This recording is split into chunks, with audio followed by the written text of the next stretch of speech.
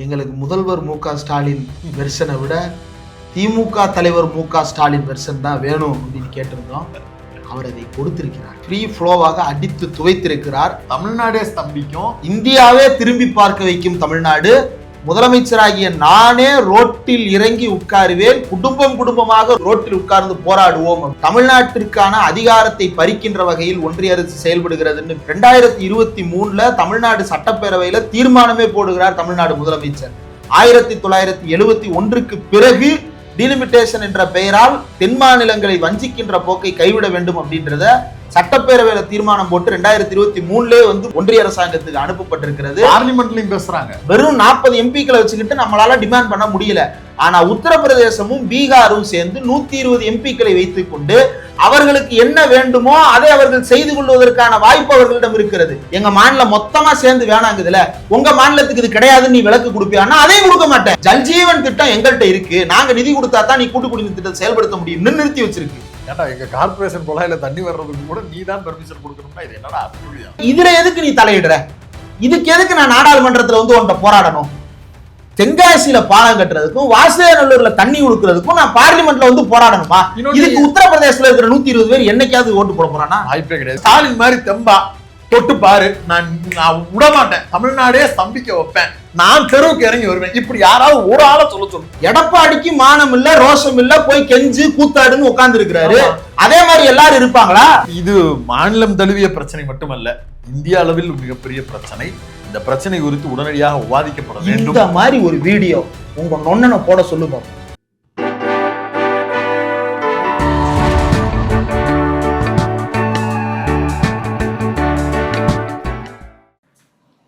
நாம் கேட்டதற்கு இணங்க தமிழ்நாடு முதலமைச்சர் மு.க.ஸ்டாலினிடம் எங்களுக்கு முதல்வர் மு.க.ஸ்டாலின் வெர்ஷனை விட திமுக தலைவர் மு.க.ஸ்டாலின் வெர்ஷன் தான் வேணும் அப்படின்னு கேட்டிருந்தோம். அவர் அதை கொடுத்திருக்கிறார். அதாவது தேர்தல் நடக்குதா நடக்கலையான்னு தெரியாத அளவுக்கு ஒன் சைடடாகவே இருக்கு. சூழலே அப்படிதான் இருந்துச்சு. எவனை கேட்டாலும் திமுக தாங்க வரப்போகுது, திமுக தாங்க, இப்படியே ஒரு மூடில் இருக்கிறதுனால எதிர்த்து வீடியோ போடுறதுக்கு கூட வீடியோவை பார்க்க மாட்டேங்கிறாங்க. அதான் முடிவே தெரிஞ்சிருச்சே தம்பி அப்படின்னு. இந்த நேரத்தில் போயா இப்படி ஒரு கண்டென்ட்டை தூக்கிட்டு வரணும் இந்த பிஜேபி காரணங்க. தேவையில்லாமல் தொகுதி மறுசீரமைப்பிற்கு நாளை மறுநாள் பார்லிமெண்ட்டை கூட்டி நாங்க முடிவெடுக்க போறோம் அப்படின்னு ஒரு அறிவிப்பை அந்த பக்கத்துல இருந்து கொடுக்க, சூடான முதலமைச்சர் என்ன கடுப்புல இருந்தாரோ தெரியும். அதாவது எப்பவுமே முதலமைச்சர் ஒரு வீடியோ போடுறாருன்னா ஒரு லைட்டிங்கு, ஒரு செட்டப்பு அப்படி இப்படின்னு இருக்கும். ஆமா, நம்ம ஏதாவது திடீர்னு ஒண்ணு நடந்துருச்சுன்னு உடனே டேய் எர்ரா கேமரா வர்றா பாடுறா மில்ட்டா கேமரா போடு மில்ட்டா அப்படின்னு நம்ம சொல்லுவோம்ல, அதே மாதிரி லிட்டரலா அவர் பிஹேவ் பண்ணியிருக்காரு. கேமராமேன் இங்க வர சொல்லுங்க அப்படின்ட்டு சாதாரண ஒரு செவுத்துல உட்காந்துக்கிட்டு லைட்டு கீட்டு செட்டப்லாம் எதுவும் கிடையாது, மொபைல் ரெக்கார்டட் வீடியோ மாதிரியே ஒரு வீடியோவை போட்டு ஃப்ரீ ஃப்ளோவாக அடித்து துவைத்திருக்கிறார். பொங்கிட்டு இதுவரை இந்தியா பார்க்காத தமிழ்நாட்டை பார்ப்பீர்கள். 1950-60களில் இருந்த திமுகவை பார்ப்பீர்கள். அது திமுகவை அதுக்கு பிறகு சொல்ற ஸ்டேட்மெண்ட் தமிழ்நாடே ஸ்தம்பிக்கும், இந்தியாவே திரும்பி பார்க்க வைக்கும் தமிழ்நாடு. முதலமைச்சராகிய நானே ரோட்டில் இறங்கி உட்காருவேன், குடும்பம் குடும்பமாக ரோட்டில் உட்கார்ந்து போராடுவோம் அப்படின்ற இறுதி எச்சரிக்கையை ஒன்றிய அரசாங்கத்திற்கு விடுத்திருக்கிறார். சமீபத்துல மோடியோ அமித்ஷாவோ தமிழ்நாட்டிற்கு பிரச்சாரம் பண்றதையெல்லாம் நிறுத்திட்டு இப்ப புதிய கொத்தடிமை ஒன்றை பிடித்து வைத்திருக்கிறார்கள். பியூஷ் கோயல் என்று பெயர். இந்த பியூஷ் கோயலுக்கு அக்கடா துக்கடா அங்கேயும் இங்கேயுமாக ஒரே வாசிப்பாக இருக்கிறது. அந்த பியூஷ் கோயல் அப்படின்ற நபரே ஒரு வாரிசு தான். இந்த வாரிசு அரசியலுக்கு எதிராக இன்றைக்கு பேசுவதாக உருண்டு கொண்டிருக்கிறது. பாவம் முதுகில் ஒட்டிய சேத்தை பார்க்க மறந்து போயிட்டார். இல்ல பியூஷ் கோயலை பத்தி அவர் பேரை சொன்னா கமலாலயத்துல இருக்கிறவங்களுக்கு கூட தெரியாது. ஆமா, அவர் இங்க பாஜகவின் முகம், தமிழ்நாட்டுக்கே ஒரு பெரிய பிராண்ட் அப்படின்லாம் கிரியேட் பண்ண நினைக்கிறதுங்கிறது கோமாளித்தனம். அவர் என்ன பேசுறாருன்னா, இந்த வீடியோ வெளியாகிறதுக்கு சில நிமிடங்களுக்கு முன்னாடி முதலமைச்சர் இதற்கு டீலிமிட்டேஷன் தப்பா இருக்கு அப்படின்றத முன்னாடியே பதிவு போடுறாரு. அதுக்கு ஒரு வியாக்கியானம் எழுதுறாராம். படிப்பறிவு இல்லாதவர்கள், எழுத படிக்க தெரியாதவங்க எல்லாம் இப்படித்தான் பேசுவாங்க, இதோடைய சென்ஸ் என்னன்னு புரிஞ்சுக்க வேணாம் அப்படின்னாரு. ஓஹோ, நீ எனக்கு எழுத படிக்க தெரியாதுங்கிறியா, இர்ரி மாப்பிள்ள வர்றேன்ட்டு தான் வீடியோ இறக்குறாரு. இறக்கி அதுல இங்கிலீஷ்லயும் தமிழ்லையும் சகட்டு மணிக்கு விழுது, mister Modi this is last warning, எச்சரிக்கிறோம் அப்படின்றத அழுத்தம் திருத்தமா பதிவு செய்கிறார். அதற்கு பிறகு பாவம் அவர் எங்க போனாருன்னு தெரியல. ஆமா, தொலைந்து போன அண்ணாமலை எடுத்துட்டு வந்து பதில் சொல்ல வைக்கிறாங்க. கோயல் அப்படின்றத தவிர உங்க பேர்ல பெருமை பீத்திக்கிறதுக்கு சாதியை தவிர வேற என்ன இளவு இருக்கு சார் உங்கள்கிட்ட? உங்க அப்பா யாருன்னா வேது பிரகாஷ் கோயல் அப்படின்னு சொல்லிட்டு வாஜ்பாய் அரசாங்கத்துல மினிஸ்டரா இருந்தவர், ராஜ்யசபா மெம்பரா இருந்தவர், நீண்ட காலம் பாஜகவுடைய பொருளாளராக இருந்தவர். இவங்க அம்மா சந்திரகாந்தா கோயல் அப்படின்றவங்க மகாராஷ்டிராவில் எம்எல்ஏவா இருந்தவங்க, தொடர்ந்து ஒரு தொகுதியில 3 முறை வெற்றி பெற்றவங்க. இப்படி இவரே ஒரு அரசியல் வாரிசு. இன்னைக்கு பாஜக தேர்தல் அறிக்கை ரிலீஸ், திமுகவின் வாரிசு அரசியல் ஒழிக்க ரிலீஸ் பண்ணது யாரு? பியூஷ் கோயல். விளங்கிரு புடிங்கிட்டு போயிடும். நீங்க யாருங்க? நான் வாரிசுங்க. உன் பேர்ல கோயல்ன்றத தவிர வேற என்னங்க பெருமை இருக்கு? இதுல வந்து 8வது படிச்சிருக்கணுமா, 10வது படிச்சிருக்கணுமா, பிஏ படிச்சிருக்கா 10ஆதான், எம்ஏ படிச்சிருந்தா 10ஆதான். இவர் வந்து சிஏல 2வது பொசிஷன் வந்துட்டாராம். சிஏ படிச்ச ஒன்னை விட பிஏ படிச்ச ஸ்டாலினுக்கு அறிவு அதிகமாகவே இருக்கிறது, அனுபவமும் அதிகமாகவே இருக்கிறது. உங்களை போன்ற ஏகாதிபத்தியவாதிகள் கல்வி தகுதி அப்படின்ற சிஏ ஆடிட்டராகவே இருந்திருக்க வேண்டியதானே? என்ன டேஷுக்கு அரசியலுக்கு வந்தீங்க? சரி, இதே மாதிரி உங்க மோடிட்ட போய் சர்டிபிகேட் வாங்கிட்டு வந்து கொடுத்துருங்க ப்ளீஸ். நீங்க சிஏ படிச்சீங்க, உங்களுக்கு பாஸா இருக்கிற மோடி என்ன படிச்சாருன்னு மட்டும் கேளுங்க. பிஏ என்டையர் பொலிட்டிக்கல் சயின்ஸ்னு இந்த என்டையர் உலகத்திலே இல்லாத ஒரு கோர்ஸை படித்திருக்கிறார். அப்ப நீ வந்து ஸ்டாலினை நோக்கி இந்த கேள்வியை கேட்கல, உங்க மோடி எதிர்த்து கேள்வி. ஏன்னா நான் சிஏ படிச்ச நானு நேஷனல் இன்டர்நேஷனல் லெவல் 2வதா, நேஷனல் என்ன எலவோ 2வது இடத்துல வந்து நின்ன ஆள் நானு. நீ எனக்கு வந்து நீ பாரத பிரதமரா அப்படின்னு மோடியை நோக்கி கேட்கிறாரு. ஆமா, இந்த சிஏவில் இதுவரை எத்தனை ஓபிசிக்கள் சாதனை படைத்திருக்கிறார்கள், எத்தனை பார்ப்பனர்கள் படைத்திருக்கிறார்கள் அப்படின்னா, இந்த கோர்ஸை எப்படி ஒரு காலத்துல எம்பிபிஎஸ் சமஸ்கிருதவாதிகள் கைப்பற்றி வைத்திருந்தார்களோ அதுபோல கைப்பற்றி வைத்துக் கொண்டு இவர்கள் ஆடுகின்ற ஆட்டத்திற்கு அளவே இல்லாமல் போய் கொண்டு. ஒன்றும் இல்லை, சும்மாலாம் சொல்லலை. இன்ஸ்டாகிராம்ல சமீபத்தில் கூட ஒரு வீடியோ வைரல் ஆச்சு. ஒரு பையன் நம்ம சென்னையில நார்த் மெட்ராஸ்ல இருக்கிற ஒரு பையன் சிஏ தேர்வுல தேர்வாகி வெளிநாட்டுல போய் படிச்சுட்டு இருக்கிறாப்ல. அந்த பையன் ஒரு வீடியோ போட்டதுக்கு, இன்ஸ்டாகிராம்ல வீடியோ போட்டதுக்கு கீழே கமெண்ட்ஸ்ல வந்து இவன மாதிரி ஆளுகள்லாம் வந்து சிஏ படிக்கிறதுனால சிஏ உடைய தரமே போயிருக்கு போட்டவனுங்க. அப்ப சிஏவை எந்த அளவுக்கு இவனுங்க ஆச்சாரமான ஒரு தொழிலா இவனுங்க உருவப்படுத்துறானுங்கன்றதுக்கு அதெல்லாம் உதாரணம். அதனாலதான் நம்ம பிள்ளைகள்லாம் உள்ள போகக்கூடாதுன்னா, இங்க அப்படி கிடையாது. நான் முதல்வன் மாதிரி ஒரு திட்டத்தை கொண்டு வந்து வா நார்த் மெட்ராஸ் இருக்குடி, அடுத்து சிஏ ட்ரைனிங்க்கு வந்து நான் முதல்வன் திட்டத்துல வந்து பயிற்சி கொடுக்குறேன்னு தேர்தல் அறிக்கையில இருக்கு. அப்புறம் பாப்போம் யார் யாரு டாப்பரா வர்றாங்கன்னு. அதுதான் மேட்ரு. இப்ப டீலிமிட்டேஷன் மேட்டர்ல ரொம்ப முக்கியமானது அண்ணாமலை கொடுத்த பதில். உங்களுக்கு வந்து முதல்வர் வந்து மோடி அவர்களை பயமுறுத்துறதை நிறுத்திக்கணுங்க. பயந்துட்டியா? தெரியுது, அந்த பயத்துக்காக பயமுறுத்துறத நிறுத்திக்கிறணும். அப்புறம் வந்து அவரு உங்களுக்கு இதெல்லாம் வேணாம்னா நீங்க என்ன வேணும்னு போய் சொல்ல வேண்டியதானே அப்படிங்கிறாரு. போய் சொல்ல வேண்டியதானேன்ற கேட்கிற கேள்வி நியாயமான கேள்வி போல மக்களுக்கு தோன்றலாம். ஒரு விளக்கம் மட்டும் சொல்லிடுறோம். இந்த டீலிமிட்டேஷன் மேட்டரை ஆரம்பிக்கும் போது மார்ச் மாதம் 2025 5ஆம் தேதி தமிழ்நாட்டின் முதலமைச்சர் அனைத்து கட்சி கூட்டத்தை கூட்டுகிறார்.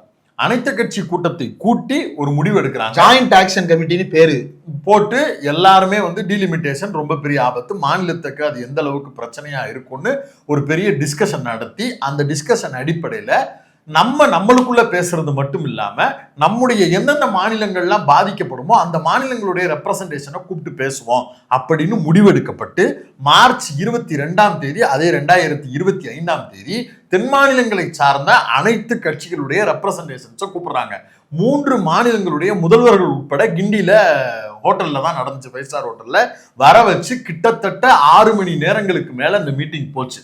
அந்த மீட்டிங்ல பல தீர்மானங்கள் நிறைவேற்றப்பட்டு தற்போது டீலிமிட்டேஷன் கொண்டு வரக்கூடாது, அப்படி கொண்டு வந்தால் அதுல ரொம்ப பெரிய டிரான்ஸ்பரண்டான விஷயங்கள் இருக்கணும், எதன் அடிப்படையில் கொடுக்குறீங்கன்றது தெரியணும், விகிதாச்சார அடிப்படையில்னு சொல்லுவது மக்கள் தொகையின் அடிப்படையிலா இல்ல எதன் அடிப்படையில் அப்படிங்கிறதெல்லாம் எங்களுக்கு விளக்கப்படணும்னு பல்வேறு தீர்மானங்களை போட்டு அதோட மட்டும் நிக்கல.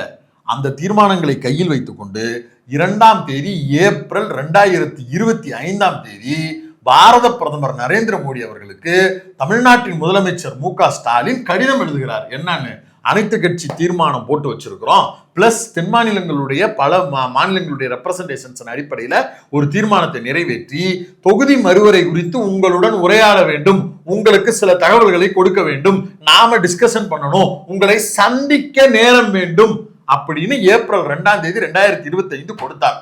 இப்போது வரை இது குறித்து சந்திப்பதற்கு மோடி தயாராக இல்லை. 1 வருஷம் ஆச்சு. ஆட்சிக்கு வந்த நாள்ல இருந்தே இதை சொல்றாரு. 2022ல இருந்தே தமிழ்நாட்டிற்கான அதிகாரத்தை பறிக்கின்ற வகையில் ஒன்றிய அரசு செயல்படுகிறதுன்னு பேசி 2023 தமிழ்நாடு சட்டப்பேரவையில தீர்மானமே போடுகிறார் தமிழ்நாடு முதலமைச்சர். 1971க்கு பிறகு டீலிமிட்டேஷன் என்ற பெயரால் தென் மாநிலங்களை வஞ்சிக்கின்ற போக்கை கைவிட வேண்டும் அப்படின்றத சட்டப்பேரவையில தீர்மானம் போட்டு 2023 வந்து மோடிக்கு ஒன்றிய அரசாங்கத்துக்கு அனுப்பப்பட்டிருக்கிறது. பார்லிமெண்ட்லயும் பேசுறாங்க, பார்லிமெண்ட்ல தொடர்ந்து வலியுறுத்தப்பட்டிருக்கிறது. இந்த டீலிமிட்டேஷன் அப்படின்றத பொறுத்தவரையில எல்லாரும் கேட்கலாம், ரொம்ப சாதாரணமா அதான் அரசியலமைப்பு சட்டம் சொல்லுதே, அப்போது எடுக்கின்ற மக்கள் தொகைக்கு ஏற்ப பிரதிநிதிகளை. இப்ப சில லிபரல் பூமர்கள் கிறுக்கு பைத்தியங்கள் என்ன பேசலாம் அப்படின்னா, என்னப்பா மக்கள் தொகைக்கு ஏற்பதான எம்பிக்கள் இருக்கணும், அப்பத்தானே அந்த எம்பிக்களால வந்து செயல்பட முடியும் அப்படின்னு சொல்லி சிலர் பேசலாம். கார்த்திக் சிதம்பரம் வந்து மின்னம்பலத்துல ஒரு பேட்டி கொடுத்திருக்கிறாரு. நம்ம உரிமையோட அந்த வீடியோல இருக்கிற சில நொடிகளை கூட இதுல காட்டலாம். எம்பி வந்து ஒரு தொகுதிக்கு சுல்தான் கிடையாது, எனக்கு எக்ஸிக்யூட்டிவ் பவர் கிடையாது. நான் நினைச்சா நாளைக்கு கலெக்டரை மாத்தலாமா? முடியாது. நான் நினைச்சா நாளைக்கு வந்து தாசில்தாரை மாத்தலாமா? என்னால முடியாது. நான் சொல்ற வேலையை செய்யாட்டி எஸ்பியை மாத்தலாமா? முடியாது. அவர் என்ன சொல்றாரு, எம்பிக்களுக்கு எந்த எக்ஸிக்யூட்டிவ் பவரும் கிடையாது, எம்பிக்களுக்கு எக்ஸிக்யூட்டிவ் பவர் இல்லாம ஒன்றிய அரசாங்கத்துக்கு அப்ப எம்பிக்கள் எதுக்கு அப்படின்னா பெரும்பான்மையை காட்டுறதுக்கும் எண்ணிக்கையை நிரூபிக்கிறதுக்கும் மட்டும்தான் எம்பிக்களுடைய பலம் பயன்படுத்தப்படுகிறது அப்படின்றத அவர் குறிப்பிட்டிருக்கிறாரு. அப்போ எக்ஸிக்யூட்டிவ் பவர் கிடையாதுங்கும் போது எம்பியால ஒரு தொகுதிக்கு என்ன செய்ய முடியும்னா அவரே சொல்றாரு, எனக்கு கொடுக்கப்படுகின்றது 5 கோடி ரூபாய் எம்பி லேட்ஸ் ஃபண்ட், அதை நான் என்னால செலவு பண்ண முடியும், மற்றதெல்லாம் நான் பரிந்துரை தான் பண்ண முடியும், எனக்கு எக்ஸிக்யூட்டிவ் பவரே கிடையாது. எம்பி லேட்ஸ் அப்படின்னு சொல்லிட்டு ஒரு ஃபண்ட் இருக்குது, அது வந்து வருஷம் வருஷம் இத்தனை கோடி ஒதுக்குவாங்க, அதுல அந்த தொகுதிக்கு தேவையான சில நலத்திட்டங்களை கட்டி கொடுக்கிறது, லைட் போடுறது, இந்த மாதிரி சில விஷயங்களை தான் செய்ய முடியும், வேற எந்த அதிகாரமும் எம்பிக்களுக்கு கிடையாது அப்படின்னு. அப்ப எதுக்குப்பா நாம எம்பிக்களை அனுப்புறோம் அப்படின்னா, நமக்கு தேவையான சட்டங்களை முன்மொழிவதற்கும் அந்த அரசாங்கத்தை வலியுறுத்தி அந்த சட்டங்களை பெறுவதற்கும் நம்ம அனுப்புறோம். அப்படி நாம வலியுறுத்துகின்ற சட்டங்களை ஒன்றிய அரசாங்கம் ஏத்துக்கிட்டுதானா? ஏத்துக்கிட மாட்டேங்குது. ஏன் ஏத்துக்கிட மாட்டேங்குதுன்னா, நம்ம கிட்ட எண்ணிக்கை பெரும்பான்மை இல்ல. வெறும் 40 எம்பிக்களை வச்சுக்கிட்டு நம்மளால டிமாண்ட் பண்ண முடியல. ஆனா உத்தரப்பிரதேசமும் பீகாரும் சேர்ந்து 120 எம்பிக்களை வைத்துக் கொண்டு அவர்களுக்கு என்ன வேண்டுமோ அதை அவர்கள் செய்து கொள்வதற்கான வாய்ப்பு அவர்களிடம் இருக்கிறது. பாஜக ஆளுகின்ற மாநிலங்களின் எம்பிக்களை வைத்துக் கொண்டு தென்னாட்டில் பாஜக இல்லாத நிலையால் தென்னாட்டுக்கு எதிரான, தென்னிந்தியாவுக்கு எதிரான சட்டங்களை அவர்களுடைய எண்ணிக்கை பெரும்பான்மை வைத்து கொண்டு வருகிறார்கள். அப்போ எண்ணிக்கை தான் கணக்கு. இந்த எண்ணிக்கையில இன்னைக்கு தமிழ்நாட்டினுடைய இந்த 40 எம்பிக்ன்றது 1971 சென்சஸின் படி எடுக்கப்பட்டது. இப்ப மறுவரையறை செய்யப்பட்டா தமிழ்நாட்டினுடைய எம்பிக்களுடைய எண்ணிக்கை குறையும். தமிழ்நாட்டுக்கு குறையாது அப்படின்னு சொன்னாலும் கூட உத்தரப்பிரதேசம் 80ன்றது உத்தரப்பிரதேசம் மட்டுமே 120ஆக மாறுவதற்கான வாய்ப்பு இருக்கிறது. தமிழ்நாட்டுக்கு குறையாது, தமிழ்நாட்டு மக்கள் தொகைக்கு வந்து கூடத்தான் செய்யும், 56 வரைக்கும் வரும்னு இன்னைக்கு அண்ணாமலை சொல்றாரு. வரலாம், தப்பு இல்ல, 56 கூட இவங்க கொடுக்கலாம். ஆனா நம்மளுக்கே 16 கூட்டுறான்னா, அதாவது நம்ம குடும்ப கட்டுப்பாடு இந்த விஷயங்கள் எல்லாம் ரெகுலேட் பண்ணி கரெக்டா ப்ராப்பரா மெயின்டைன் பண்ணி ஜனத்தொகையை கட்டுப்படுத்தி வச்சிருக்கிற நம்மளுக்கே 16 சீட்டு கூட்டுறான்னா, எந்த விதமான கட்டுப்பாடும் இல்லாம ஒரு பெரிய கூட்டமாக மாறி இருக்கக்கூடிய உத்தரப்பிரதேசம் 150 சீட் 80 இருக்கிறது. அப்படியே நம்மளுக்கு 40-16 ஆகுதுன்னா 80 அவனுக்கு 16 32 ஆகும். அப்ப அவன் 100 கிட்ட போயிடறான், 120 சீட்டு கிட்ட போறான். அப்ப இந்த 120ங்கிறது நம்மளோட கம்பேர் பண்ற அளவுக்கானதா இருக்கா அப்படின்னு கேட்டா கிடையாது. நான் 56 ஆகுறதை விட அவன் 120 மாறுறானே.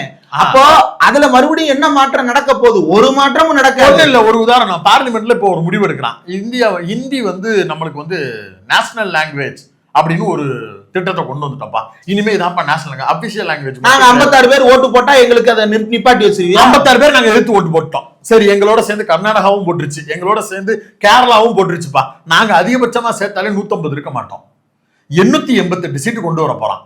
வெறும் 150 சீட்டை விட்டுட்டு மீதி எல்லாமே பீகார், உத்தரப்பிரதேசம், குஜராத், பஞ்சாப், ஹரியானா, இந்த மாதிரி எல்லாம் நார்த்தன் ஏரியா பூராத்தையும் சேர்த்த மாதிரி 560 600 சீட்டுக்கு மேல வச்சிருப்பான்.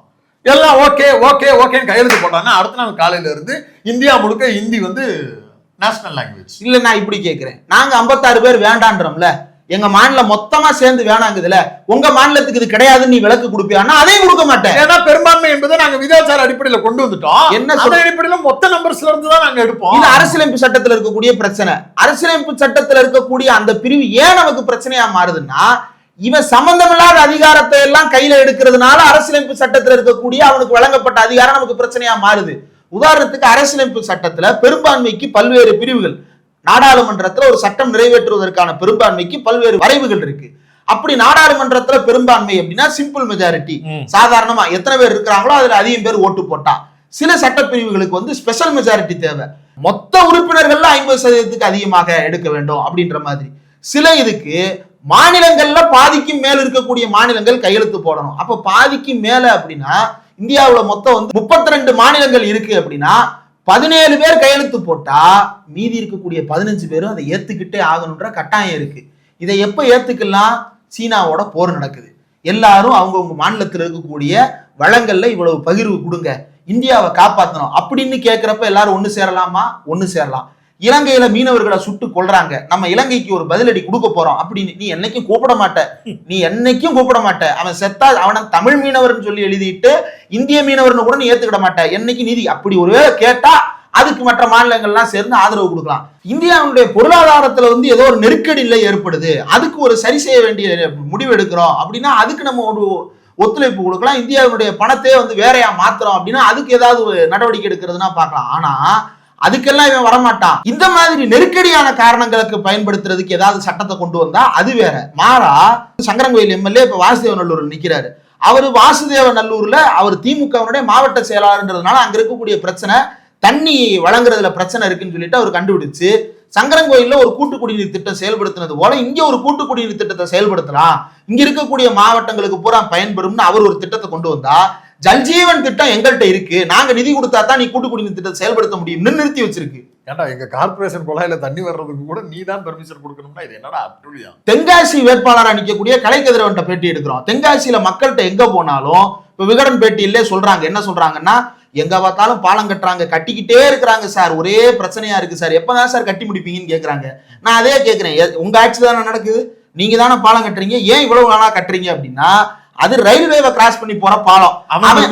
8ல இருந்து 12 மாசமா ஃபைல மூவ் பண்ணாம அவன் டேபிள்ல போட்டு வச்சிருக்கான். டபுள் இன்ஜின் சர்க்கார்னு வேற அதுக்கு விளம்பரம். இதுல எதுக்கு நீ தலையிடுற? இதுக்கு எதுக்கு நான் நாடாளுமன்றத்துல வந்து உன்கிட்ட போராடணும்? தென்காசியில பாலம் கட்டுறதுக்கும் வாசுதேவநல்லூர்ல தண்ணி உழுக்கிறதுக்கும் நான் பார்லிமெண்ட்ல வந்து போராடணுமா? இதுக்கு உத்தரப்பிரதேசத்துல இருக்கிற 120 பேர் என்னைக்காவது ஓட்டு போட போறானா? வாய்ப்பே கிடையாது. ரைட், இதால என்ன பிரச்சனை அப்படின்னா, பெரும்பான்மையை வைத்திருக்கக்கூடிய ஒரு பிரதான கட்சிக்கு நம்ம எல்லாரும் ஒத்துவதிடக்கூடாதான்னு சொல்லிட்டு மாநிலங்களில் இருக்கக்கூடிய கட்சிகள் அவனுங்களுடைய பாலிடிக்ஸுக்கு ஈல்ட் ஆவாங்க. நீங்க திமுகவை தவிர்த்துருங்க, திமுக அப்படி பண்ணல, அதனால அவங்க தனியா இருக்கிறாங்க. ஆனா வெறுமனே திமுக மட்டுமே தமிழ்நாட்டில் ஜெயிச்சுக்கிட்டே இருக்க போதா? திமுகவுக்கு ஆல்டர்னேட்டா அதிமுகன்னு ஒண்ணு இருக்குல்ல, அதிமுக மாதிரியான கட்சி பவருக்கு வந்தா எதுக்குங்க? நேஷனல் லெவல்ல அவங்களுக்கு தாங்க பவர் இருக்கு, அவங்களை எதுங்க எதிர்த்து பேசிக்கிட்டு நீட்டா அதெல்லாம் கேட்கக்கூடாதுங்க. 888 சீட்டுங்க, 600 எடப்பாடி. இந்த மைண்ட் செட் வருங்க. நாளைக்கு எடப்பாடியை விடுங்க, யாரோ ஒருத்தரை கூட்டு வந்து அந்த இடத்துல வைங்க, ஆப்வியஸா அவங்க அங்க போவாங்க. ஸ்டாலின் மாதிரி தெம்பா தொட்டு பாரு, நான் விட மாட்டேன், தமிழ்நாடே ஸ்தம்பிக்க வைப்பேன், நான் தெருவுக்கு இறங்கி வருவேன், இப்படி யாராவது ஒரு ஆளை சொல்லு. எடப்பாடிக்கு மானம் இல்ல, ரோஷம் இல்ல, போய் கெஞ்சு கூத்தாடுன்னு உட்கார்ந்து இருக்கிறாரு. அதே மாதிரி எல்லாரும் இருப்பாங்களா? நான் தான் அடுத்த பெரிய எதிர்கட்சி, திமுக தாவேக்கான்னு சொன்னான்ல ஒரு அணில் குஞ்சு, அந்த பையன் எங்க இருக்கான்னு தேடுங்க. மானம் கெட்டு போன ஒருத்தர் எதிர்கட்சியா மட்டும் இல்ல, நல்ல மனிதனாவே இருக்க முடியாது. இந்த பையன் எங்க போனாப்ல? மானங்கட்ட பட்டியல்ல அவர் தான் 2வது. இல்லங்க, அதாவது ஒரு கட்சியுடைய தலைவனே தொண்டா மாறின விஷுவல்ஸ் பாத்தீங்களா? அது அவர் அப்படி அதுக்கு தான் கிளம்பி வந்தாரு சைக்கிள்ல. அதுக்கப்புறம் குறுக்க ஒரு ரசிகர் பாய பார்த்தாருன்ற உடனே சைக்கிளை போட்டு திருத்தி எந்திரிச்சு ஓடிட்டாங்க. பின்னாடி வீட்டுக்குள்ள இருந்து ஏணியை போட்டு மேல ஏறி சவுத்துல நின்று கையை காட்டிக்கிட்டு இருக்காருங்க. இன்னைக்கு சொந்த வீட்டுக்கு ஏணி, சொந்த வீட்டுல பின்னாடி இருந்து ஏணியை போட்டு மேல ஏறி நின்று டாடா காட்டிட்டு இருக்கான். காலங்காலமா ஃபேன்ஸ் பூரா பேரு சவுத்துல ஏறிக்கிட்டு இருந்தான். ஏன்டா ஏறுறேன்னு அவனை திட்டினா, என்னடா அவனுங்களை திட்டுற, என்னைய திட்டுனா, உங்க அண்ணன் நான் வரேன் அப்படின்னு நான் படிக்கட்டு ஏறி கேவலம் கேட்டவங்க. இப்ப இவ்வளவு பெரிய பிரச்சனை நடக்குது இல்ல, ஸ்டாலின் வீடியோ போட்டிருக்கிறாருல, இவனுக்கு எவனாவது வாய திறப்பானான்னு மட்டும் பாருங்க. ஸ்டாலின் இடையில சொன்னாரு, என்ன சொன்னாரு அப்படின்னா, தேவையில்லாத விஷயங்களுக்குலாம் ஐ டோன்ட் கேர் அப்படின்னாருல, இவனுக்கு சீரியஸா எடுத்துக்கிட்டாங்க. ஐ டோன்ட் கேர், எந்த பிரச்சனையும் ஐ டோன்ட் கேர் அப்படின்றாங்க. இது மாநிலம் தழுவிய பிரச்சனை மட்டுமல்ல, இந்திய அளவில் மிகப்பெரிய பிரச்சனை. இந்த பிரச்சனை குறித்து உடனடியாக விவாதிக்கப்பட வேண்டும். இந்த மாதிரி ஒரு வீடியோ உங்க நொண்ணனை போட சொல்லு பார்ப்போம். தமிழ்நாடு ஸ்தம்பிக்கும் இவன் எதுக்கு சொல்றான்? எதுக்கு சொல்றான்? டிவோர்ஸ் கேஸுக்கு சொல்றாங்க தமிழ்நாடு ஸ்தம்பிக்க வைப்பேன்னு.